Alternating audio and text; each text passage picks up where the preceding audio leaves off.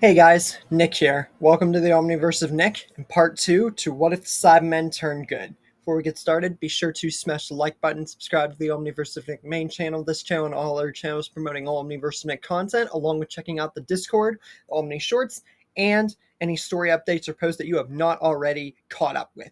All that said, let's begin. So, get to Nappa fighting the Z Warriors just like canon, and Vegeta smiling at the mere fact that an Earthling and a Saibamen teamed up, and the Namekian told them to go away. It doesn't matter. No matter where they went, they'll track them down in due time and teach them the right way, especially that Saibamen, about who's superior, and they don't mess with traitors. Nappa agrees and says he'll just have fun instead with the rest of them. And he begins to power up, and he goes for Krillin, but Piccolo gets involved, and then he gets kicked. But the Z Fighters are taking the fight more seriously. Just because it's the same group and Yamcha and the Saibamen are away doesn't mean that it's still like canon specifically. Because the fighters are taking the fight more seriously since Yamcha almost died, and because of the Saibamen just in general. So, right after Nappa kicks Piccolo, Krillin launches a Kamehameha. But Nappa instantly parries and blocks against it. Chaozu tries his paralysis, but Nappa mouth blasts him. And then Tien goes straight in for the attack, but Nappa, he's not phased. And he powers up and launches a blazing storm that separates the field for everybody. Meanwhile, Kami's lookout. Kami is still waiting for Goku, but he still can't sense him yet. Also, meanwhile, close to Kami's lookout, Yamcha stops because he can sense the battle is rising. And the Saibamen is wondering what he's thinking about, because you gotta wonder if the Saibamen could really sense energy. But it starts to react, again, not speaking English, trying to push Yamcha to just get away. Listen to everybody else, and maybe saying thank you. Yamcha can't understand it. But Yamcha can understand the fact that even the Saibamen must feel a little bit worried, and he's glad that he saved its life. Because Yamcha even tells it, you never wanted to fight for those guys. They just made you. And look what happened. One of them was killed by the very guy who got you into fighting, and then the rest were killed easily. But he's glad he made the choice to save that one because, honestly, it just makes him feel better. But Yamcha also says that they should think about going back. Even if Piccolo told him to go for Goku, their best chance at defeating the Saiyans, he can't help but feel like they need their help. The Saibaman reacts in a kind of scared way and making him like he doesn't want to go back there, and or just to listen to that Namekian Piccolo. But Yamcha says not to worry. He knows what Piccolo said, but he can also sense the battle might be heading in a different direction.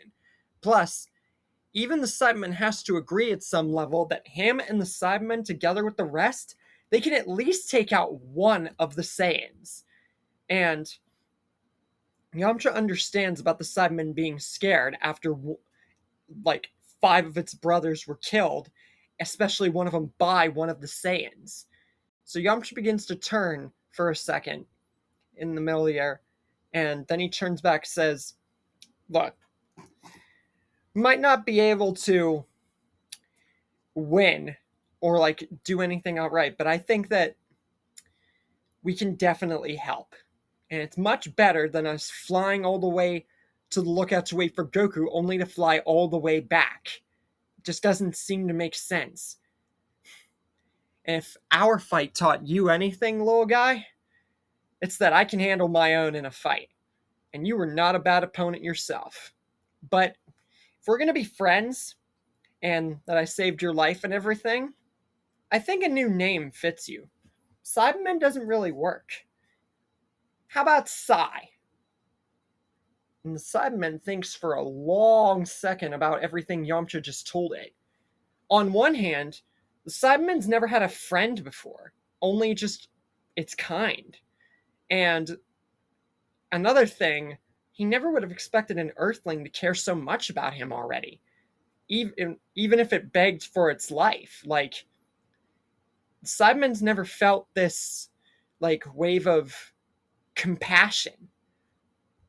And on one hand, the Saibamen should just groan and screech and grotesque at the sight or mention of being a friend to something outside of its own kind. But on the other hand, it actually makes it happy, knowing that it's being appreciated for once. And now Yamcha named him? He really cares about him. And he actually really wants to help him. So the Saibaman, named Sai, works just well for him. So, screeching in delight and eagerness, Sai gets ready with Yamcha to head back to the battlefield instead of back and in the direction of Kami's lookout. So they both head towards the battle. Meanwhile, Chaozu sacrifices himself, and Tien and everybody else is in rage after that blazing storm. This time, Tien doesn't lose his arm.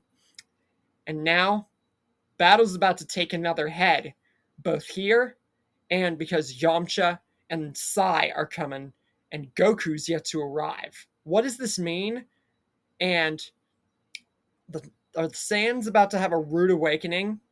Or could Yamcha and Sai coming back and just leaving the battle in general and the Saibamen living mean that we're about to get something really bad about to happen? Find out next time.